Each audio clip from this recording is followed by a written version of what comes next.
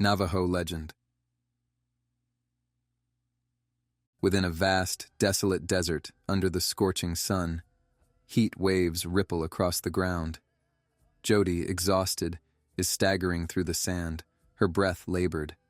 The world sways as her vision blurs.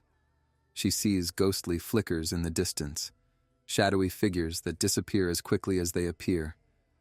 Whispers echo in her ears, though no one is around. The whispers grow louder, more frantic, then silence. Jody collapses. Her eyes flutter closed as the scene fades to black. The soft rumble of a motorcycle approaches in the distance. Two brothers, Tyen and Kitchi, ride toward her on their bikes. Kitchi notices Jody first. "Tyen, stop. There's someone here," Kitchi says urgently. Tyen dismounts, hesitant. While Kitchi checks on her, Tyen observes from a distance. "We can't take her. We don't know who she is, or what she is." "But she'll die if we leave her out here," Kitchi replied immediately. Tyen hesitates, but eventually helps Kitchi lift Jody onto his bike, where they take her back to their house. Jody wakes up in a modest, traditional Navajo home. The air feels heavy, and the house creaks with an unsettling silence. She sees Atsadi, the elderly grandmother, sitting by her side, humming softly. "You are not from here, but the spirits, they sent you," Atsadi says almost in a whisper. Jody looks up confused, weak. "Where am I? Who?" "Shh." Atsadi hushes her gently. Tyen enters the room, seeing his grandmother Atsadi tending to Jody. He folds his arms crossed with wary eyes, then says, "You shouldn't be here. We've got enough trouble as it is." Atsadi turns to him and softly but firmly says, "She is part of this now. The spirits have guided her." Suddenly, the wind howls outside, rattling the windows. Jody shivers, sensing a presence near. She turns to face the window where, for a brief second, the shadow of a spirit can be seen before vanishing. As night falls, the house feels even more unsettling. Everyone goes to bed, but Jody is restless. She gets up and starts exploring the house in the dark. The house creaks under the weight of silence. The wind howls outside, and there are strange sounds, barely perceptible whispers, shuffling noises in the distance. Jody feels as though she is being watched, but no one is there. While exploring, Jody sees a door slightly ajar at the end of the hallway. Curious, she moves closer. As she reaches for the door, it slams shut suddenly, startling her. She jumps back, her breath quickening. For a moment, she thinks she sees a dark figure flicker past the doorway. Before she can investigate further, Tyen appears behind her, his voice cold, but not loud. "What are you doing? You shouldn't be down here. Get back upstairs." He walks her back toward her room, leaving Jody uneasy. As she lies in bed, she can feel the linger of a dark presence, just out of sight. The next day, Jody wakes up to an eerie calm.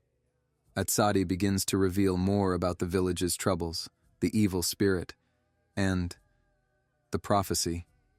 Jody experiences her first vision of the spirit, and the tension between her and Tyen deepens after he witnesses this. But Jody begins to bond with Atsadi, learning about Navajo traditions and their connection to the spirit world. Atsadi tells Jody of an old prophecy, a foreign girl with powers who will help restore balance to the land.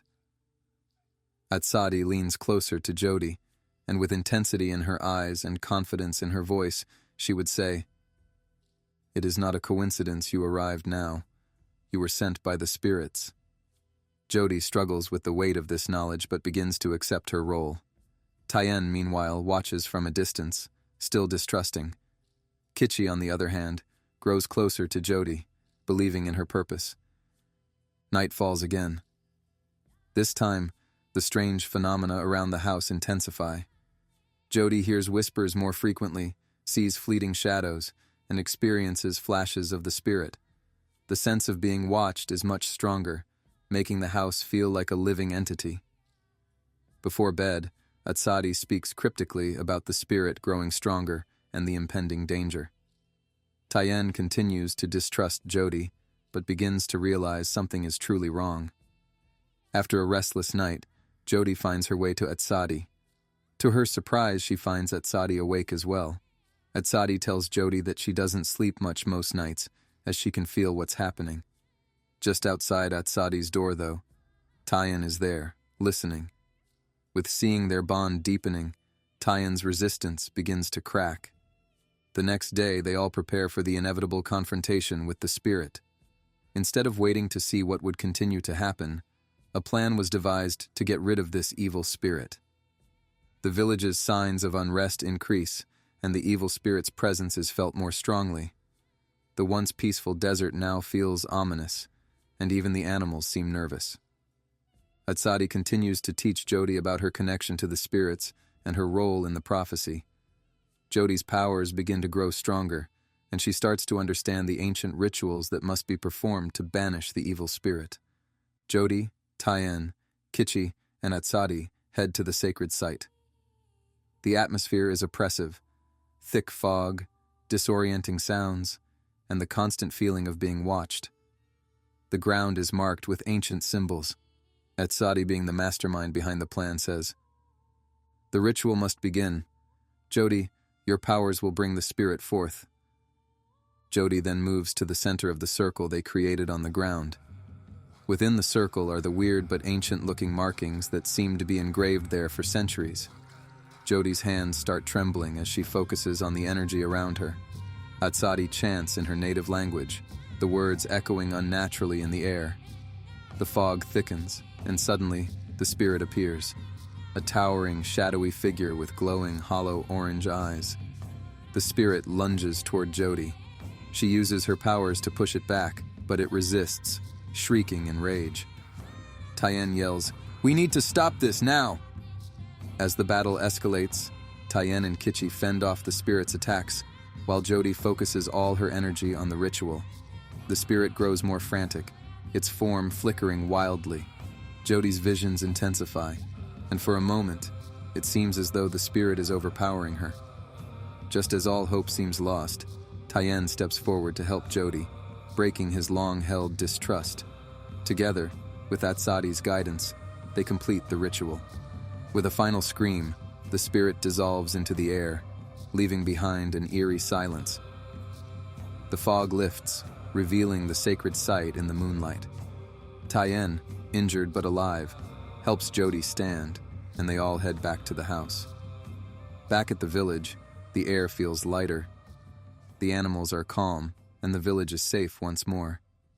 Kichi runs up to Jody and hugs her, saying, "You saved us all, Jody. I can't thank you enough." Jody and Tayen share a quiet, respectful moment. No words needed.